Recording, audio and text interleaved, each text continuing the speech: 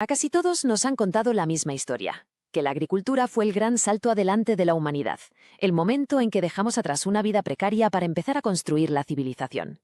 Pero, a ver, ¿y si todo ese progreso fuera en realidad una trampa? ¿Y si el que creemos que es el gran triunfo de nuestra historia escondiera un error monumental? Vamos a explorar la evidencia que desafía todo lo que creíamos saber. Fue el geógrafo Jared Diamond quien lanzó una pregunta que, hizo temblar los cimientos de nuestra historia. ¿Fue la agricultura el peor error que ha cometido la humanidad? Y ojo, que esta pregunta no es una simple provocación, ¿eh? Nos obliga a pararnos y a sopesar con honestidad qué ganamos y, sobre todo, qué perdimos en esa transición. Venga, vamos a meternos en materia. La revolución neolítica, que ocurrió hace unos 10.000 años, no fue un simple avance tecnológico, fue ni más ni menos una transformación total de nuestra especie. O sea, pasamos de movernos con las estaciones a quedarnos quietos en un solo lugar, de cazar y recolectar lo que la naturaleza nos ofrecía, a domesticarla para nuestro propio beneficio. Claro, la historia que nos cuentan siempre suena muy bien, ¿no? La agricultura nos dio excedentes de comida y con el estómago lleno pues ya pudimos construir ciudades, especializar el trabajo y dar a luz al arte, a la ciencia, a todo lo que llamamos civilización. Un camino de rosas directo hacia el progreso, o quizá no tanto. Bueno, pues ha llegado el momento de poner esa idea bajo la lupa, porque la arqueología y la antropología nos están contando una historia muy diferente. Una historia llena de consecuencias que nadie esperaba y de costes ocultos que, curiosamente, no suelen aparecer en los libros de texto. Vamos a empezar desmontando el primer gran mito: ¿cómo era la vida antes de la agricultura? Hay que olvidarse de esa imagen que tenemos de una lucha constante y brutal por sobrevivir. De hecho, algunos antropólogos la llaman, con bastante ironía, la sociedad opulenta original, y ahora vamos a ver por qué. Pues resulta que su dieta era increíblemente variada y rica, muchísimo. Piénsalo. Pescado, carne de caza, un montón de tipos de plantas, frutos secos, bayas, de todo. Los estudios de los restos óseos que se han encontrado revelan una ingesta de proteínas y un equilibrio de nutrientes que hoy en día serían la envidia de cualquiera. Y claro, ni rastro de azúcares refinados o de cereales procesados. Y ahora, agarraos porque viene el dato que lo cambia todo. Estudios como los de Richard Lee con los bosquimanos revelaron que para conseguir toda esa comida solo necesitaban entre 12 y 19 horas a la semana. ¿Nos lo podemos imaginar? El resto del tiempo era para socializar, para jugar, para contar historias. Vamos, un lujo que el agricultor del Neolítico ni en sus mejores sueños. El antropólogo Marshall Salins lo clavó con esta frase: la pobreza es una invención de la civilización. Y tiene todo el sentido. Es que no eran pobres, porque sencillamente sus necesidades eran pocas y la naturaleza se las daba. Como no acumulaban posesiones, no existía la riqueza material, ni por supuesto su contrario. La pobreza en realidad nace justo cuando aparece la propiedad. La pregunta del millón es, si la vida era tan buena, por así decirlo, ¿por qué cambiarla? A ver, la transición fue muy lenta, casi ni se notaba al principio, pero las consecuencias de empezar a sembrar alteraron para siempre nuestras herramientas, nuestros hogares y hasta nuestra propia sociedad. Y este cambio de mentalidad se ve perfectamente en las herramientas. Las de un cazador-recolector eran versátiles, servían para muchas cosas.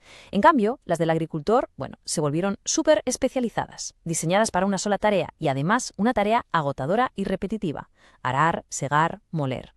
El trabajo se había convertido en una rutina. Y claro, nuestro propio concepto de lo que es un hogar también dio un vuelco. Pasamos de refugios ligeros, que seguían el ritmo de las migraciones de los animales, a casas permanentes hechas de adobe y piedra. Por primera vez en la historia, la humanidad echó raíces de verdad, creando asentamientos muy densos como el de Cataruyú. Fijaos, ese primer ladrillo de adobe fue solo el comienzo de un camino que nos ha llevado, literalmente, hasta los rascacielos que vemos hoy. La decisión de asentarnos puso en marcha una carrera constructiva que no ha parado desde entonces, definiendo nuestro paisaje y la forma en la que vivimos. Pero, claro, todo este nuevo mundo tuvo un precio. Y no fue un precio bajo, precisamente.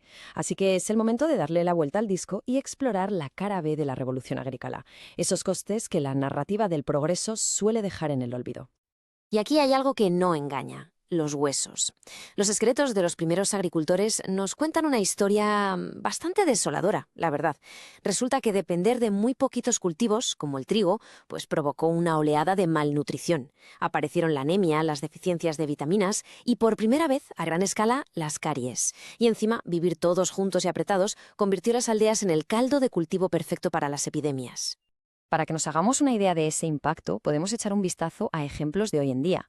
Los quitabanes de Papúa Nueva Guinea, por ejemplo, mantienen una dieta tradicional, sin alimentos procesados. Cuando los comparas con una población occidental, bueno, las diferencias en los indicadores de salud son simplemente abismales. Es como asomarse a una ventana a la salud que probablemente perdimos con la agricultura.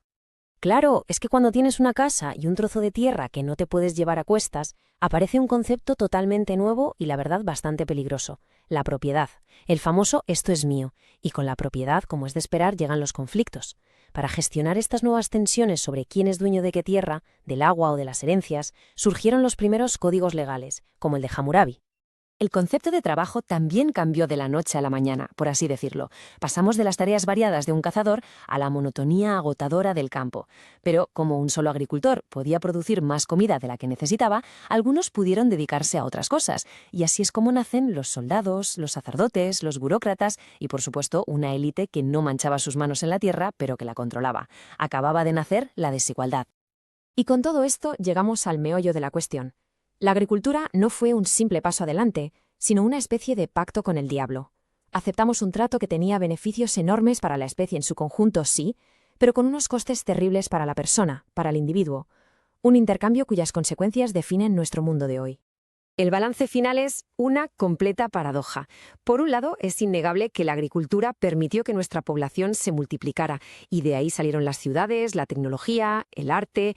Pero por otro lado, condenó a la mayoría de la gente a una vida de trabajo mucho más duro, con peor salud, con desigualdad y por primera vez provocando un daño medioambiental a gran escala.